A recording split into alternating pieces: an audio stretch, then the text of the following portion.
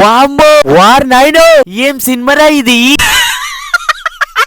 Naresh garu we enjoyed a lot sir. ఇందాకనే సుహాస్ నటించిన hey Bhagwan sorry hey Balwant movie అయితే చూడడం జరిగింది. మూవీ చూసిన తర్వాత ఒకటే మాట మామ, వర్త్ మూవీ అయితే లాఫ్టర్ రైడ్ ఉంది మామ.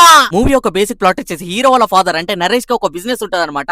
ఆ బిజినెస్ వల్ల మన హీరో ఎటువంటి కాన్సిక్వెన్సెస్ ఫేస్ అవ్వాల్సి వచ్చింది, లాస్ట్ కి ఏమైంది, అసలు ఆ బిజినెస్ ఏంది తెలిస్తే కమెంట్ సెక్షన్ లో కమెంట్ చేయండి. Coming to the plus points, చాలా రోజుల తర్వాత చాలా పగలబడి నవ్వుకున్న మామ. అసలు నరేష్ గారు ఈ ఏజ్ లో ఈ విధంగా ఉన్నారంటే అసలు యంగ్ ఏజ్ లో ఇరగదీసుంటారు మామ. మూవీని నిలబెట్టింది మాత్రం ఏ మాట కామాట చెప్పుకోవాలి సుహాస్ మామ. స్టార్టింగ్ ఆఫ్ ద ఫ్రేమ్ లోనే మనకి బిజినెస్ ఏందో తెలిసిపోతుంది. సో అక్కడ తెలిసినప్పటి నుంచి సుహాస్ పడే తపన లోపల ఉక్కిరి బిక్కిరి అయిపోవడము, నేచురల్ పర్ఫార్మెన్స్ తోటి టైమింగ్ కరెక్ట్ గా కుదిరింది.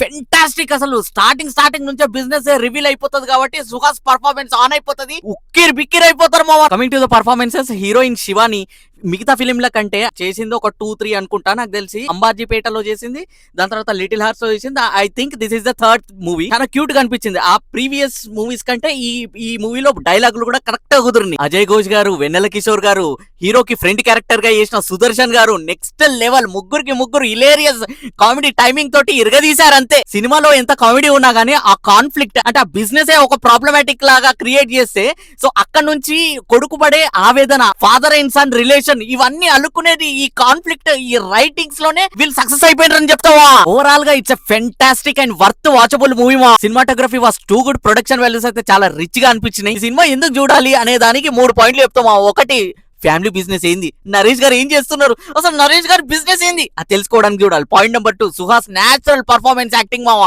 స్టార్టింగ్ నుంచి ఎండ్ వరకు నవ్విస్తూనే ఉంటాడు. అండ్ మోర్ ఓవర్ ఆయన పడే టెన్షన్ ఏదైతే ఉంటుందో, దాని వల్ల జనరేట్ అయ్యే కామెడీ ఏదైతే ఉంటుందో, నవ్వుతున్న భవిష్యత్తు మామ టేకప్ ఇచ్చేయచ్చు. పాయింట్ నెంబర్ 3, హ్యాపీగా ఒక మంచి సినిమా చూసినా అనే సాటిస్ఫాక్షన్ ఇస్తుంది మామ.